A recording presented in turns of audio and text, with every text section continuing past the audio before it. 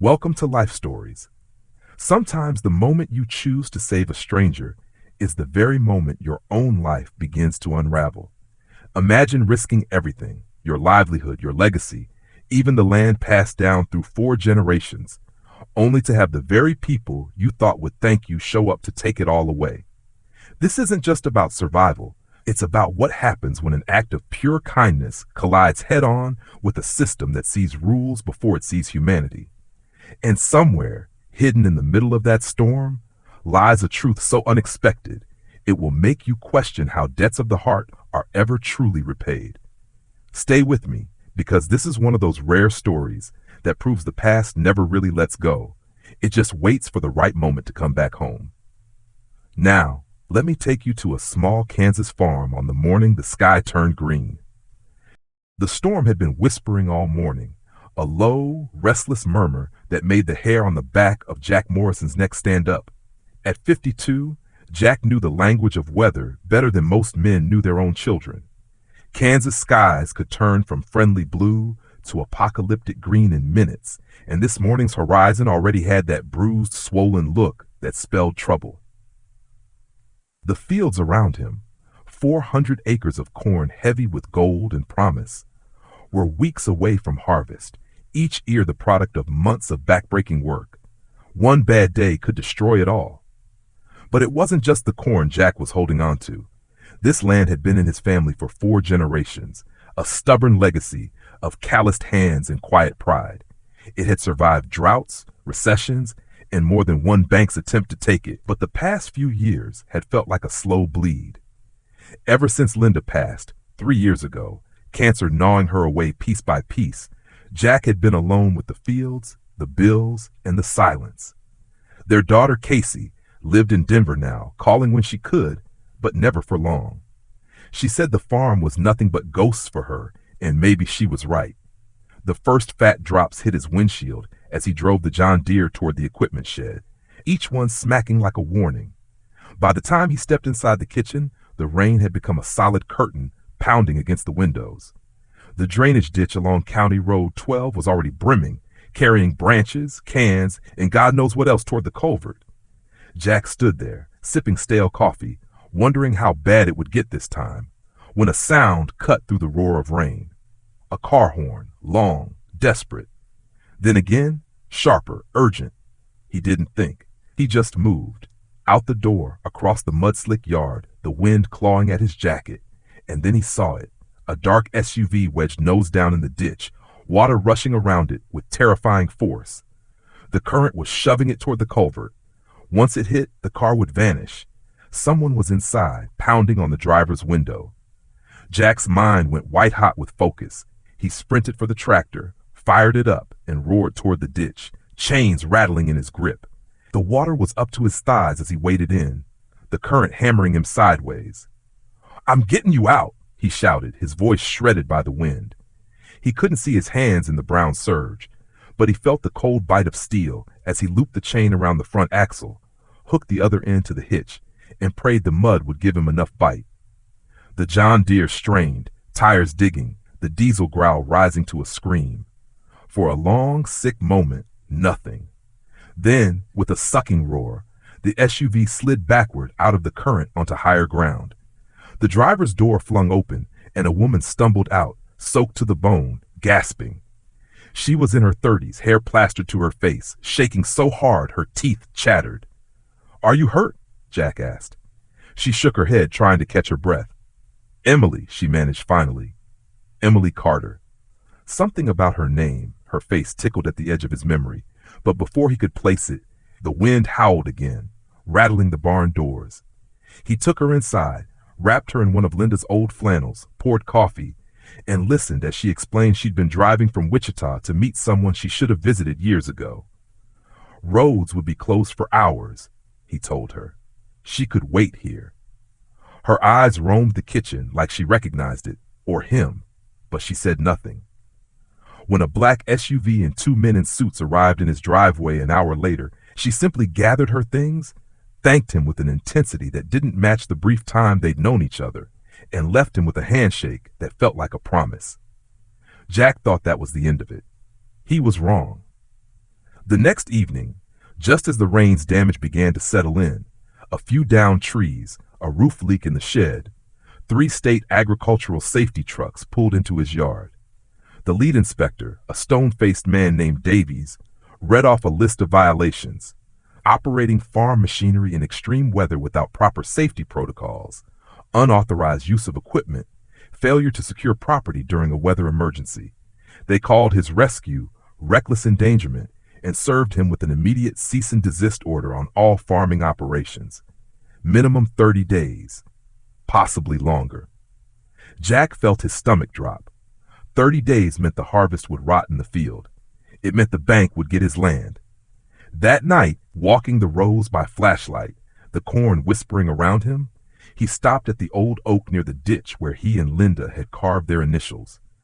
The bark had swallowed them, but his fingers still knew where they were.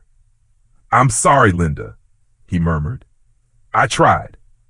He didn't know that the woman he'd pulled from the flood was about to turn his world inside out a second time, and that the shutdown he thought would ruin him was, in truth, the first step in a plan years in the making. What would you risk if saving a stranger meant losing everything you've built? Could an act of kindness you've long forgotten come back to save your life in ways you never imagined? The knock on Jack's door the next morning would reveal how far one debt of gratitude can reach, and how dangerous it is to underestimate the past. The morning after the storm, Jack woke to the crunch of tires on gravel and the low hum of engines idling outside his window. He stepped onto the porch in his work boots, expecting maybe a neighbor checking in. Instead, 3 state agricultural safety trucks sat in his driveway, their hazard lights strobing against the faded siding of his farmhouse. Men in uniforms climbed out, clipboards in hand, their faces set in that unreadable mask government officials wear when they've already decided your fate. The one in front, Inspector Davies, didn't waste time on pleasantries. He read off charges in a flat, practiced tone: operating farm equipment in hazardous weather without safety protocols, unauthorized use of agricultural machinery for non-farming purposes, failure to secure equipment during a severe weather warning. Each word felt like a nail being driven into the coffin of Jack's harvest. When Jack tried to explain about the SUV in the ditch, about Emily Carter and the raging water, Davies didn't blink. "Regulations exist for a reason, Mr. Morrison. Your actions put yourself and others at unnecessary risk. Effective immediately, you are prohibited from operating any farm equipment till a full safety review is completed. Minimum 30 days. 30 days. Jack knew what that meant. His corn would spoil before he could get it out of the field, and the mortgage, already a month from crushing him, would swallow the farm whole. The land his grandfather had plowed with a mule would slip away under the weight of bureaucratic ink. The inspectors left as quickly as they came, leaving his yard looking like a crime scene without the yellow tape. Jack stood there long after the trucks were gone, the wind tugging at his shirt, his mind blank except for one sick thought: he'd been punished for saving a life. Over the next 48 hours, the nightmare grew teeth. The inspection expanded. More trucks arrived, men unloading equipment, setting up barricades around his machinery like it was dangerous. A neighbor, Mike Thompson, stopped by and shook his head. "Words going around, someone called it in as reckless endangerment," he said. Jack's gut twisted. The accusation sounded absurd, but in the cold, precise language of regulations, it was enough to ruin him. The insurance company called to say his claims would be extensively reviewed, and the bank reminded him, politely for now, about the payment due in 3 weeks. Casey phoned from Denver, her voice tight with worry, offering to dip into her savings, but Jack told her no. He couldn't let his daughter shoulder the failure of 4 generations. That night, sleep wouldn't come. He walked the fields with a flashlight, the corn whispering around him in the warm wind. At the old oak by the ditch, he laid a hand on the rough bark, feeling for the initials he and Linda had carved there decades ago. "I'm losing it, Linda," he whispered. "Not to drought or hail this time, to paperwork, to people who've never had dirt under their nails." On the 3rd day, just when Jack thought the humiliation was complete, a new convoy rolled up the drive. More official vehicles, followed by moving trucks and construction equipment. Davies knocked again, this time wearing an oddly measured expression. New developments, he said. Jack glanced past him. Workers were unloading heavy machinery, setting up a staging area near his barn. Operational areas, Davies called them, and told Jack he was to be relocated for his own safety during the intensive phase of the investigation. A woman in a tailored Navy suit stepped forward. Patricia Morgan, she introduced herself, from the State Agriculture Development Office. She was all polished authority, every word clipped and deliberate. You'll be staying at a government-contracted facility in Colorado, she said. All expenses paid. Minimum 30 days. Jack almost laughed. First, they chained his hands. Now they were sending him on a vacation he didn't want. But refusal wasn't on the table. Within hours, he was sitting in the back of a black SUV, watching the farm shrink in the rearview mirror until it was gone. The facility was nothing like he'd expected, set beside a mirror-still lake, with hiking trails and rooms that smelled faintly of cedar. They called it a retreat center. He called it a holding pen. Days blurred into one another. He phoned Davies every morning, asking about the farm, but the answer was always the same. Review is proceeding according to schedule. 10 days in, Janet, the center's manager, approached him by the lake with a cordless phone. "Mr. Morrison, you have a call from the Agriculture Development Office." Jack braced for more delays, more vague bureaucratic phrases. Instead, Patricia's voice carried something he hadn't heard before, finality. "Your review is complete ahead of schedule. Transportation will return you to your property this afternoon." He hung up slowly, unsure whether to feel relieved or suspicious. The drive back to Kansas felt longer than it should. His mind replayed worst-case scenarios: torn-up fields, broken machinery, weeks of work undone by strangers. But when the SUV turned down his driveway, he froze. His barn gleamed with a new metal roof. His tractor sat polished and spotless in the sun. His fields were harvested, neat stubble stretching in perfect rows. And standing on his porch, wearing jeans and a work shirt instead of the drenched business attire from that night, was Emily Carter. She smiled, but her eyes held something else. Something Jack didn't yet understand. If the person you saved came back into your life with a secret that could change everything, would you trust them or fear what they're hiding? When Emily finally spoke, her first words weren't a thank you. They were an invitation into a truth Jack had never imagined. Jack stepped out of the SUV and stood frozen, the gravel crunching under his boots, as if even the ground didn't quite believe what it was holding. The barn that had been sagging under rust and rot now gleamed with fresh metal siding and a roof that shone silver in the Kansas sun. The John Deere sat in the yard, not just clean but restored. Paint so fresh it looked wet, tires like they'd never touched mud. The fields, which should have been tangled with unharvested stalks, lay in perfect rows of stubble, the work of a professional harvest. Jack felt like he was staring at a dream, the kind that felt too good to last. Emily came down the steps of the porch, the smile on her face warm but carrying a weight he couldn't name. "Welcome home, Jack," she said, her voice steady, though there was a tremor underneath. "What happened here?" he asked, his voice rough. Emily's answer came like a stone skipping across water, quick touches on the truth, each one making ripples he'd feel later. "What you did for me wasn't something I could forget. I saved your farm the way you once saved my family." She motioned toward the barn, the fields, the equipment, and Jack realized there were people behind them, neighbors like Mike Thompson, Linda Hayes, and Bob Harris, along with strangers in work shirts and tool belts. Some were still hammering, others carrying supplies, all of them looking toward him with quiet satisfaction. Emily explained it simply. Years ago, she'd been Emily Mitchell, the skinny farm girl whose father's land was about to be lost in the drought of 2001. Jack had given her father work that summer, paid more than the job was worth, and never made it feel like charity.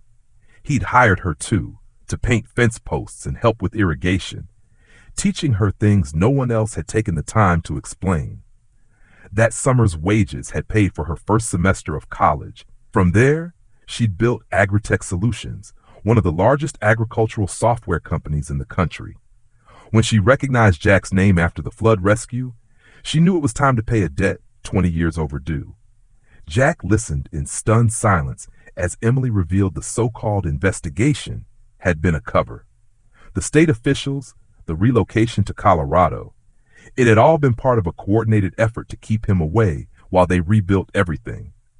His harvest had been brought in, the corn sold at a premium, and the money was already in his account along with enough to cover his mortgage for 2 years. The new equipment was his, fully owned, and she'd even purchased 40 additional acres adjacent to his land in his name. Jack ran his hand along the smooth fender of the tractor, the metal cool under his palm. He could feel the sting of tears but swallowed them back, his chest tight. "Why all this?" he asked quietly. Emily's gaze softened. "Because kindness deserves kindness. Because you helped without expecting anything in return. Because I know what it's like to be standing at the edge of losing everything. And I wanted to make sure you'd never feel that again." As the sun dipped low, painting the sky in orange and gold, the workers packed up, leaving Jack and Emily on the porch. The silence between them was comfortable, threaded with the weight of everything unsaid. Emily reached into her bag and handed him an envelope. Inside was a formal offer, head of Agritech's new rural development initiative. The job would allow him to keep farming while advising on how to merge technology with tradition in ways that genuinely helped small communities.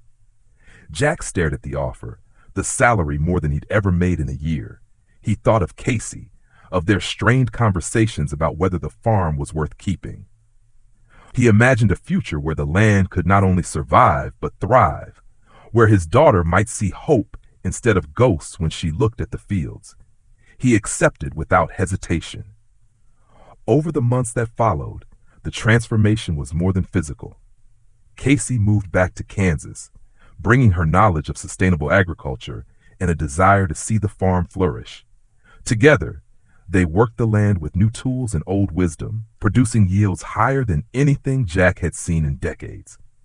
The extra acreage was planted with test crops for Agritech's pilot programs, turning the Morrison farm into a model of innovation. Yet Jack knew the real miracle wasn't the new roof, the shiny machinery, or the flush bank account. It was the chain reaction started by a simple act 2 decades ago, a job given to a struggling father, a kindness shown to a curious little girl. That ripple had traveled through years and miles to return to him when he least expected it, wrapped in gratitude and steel.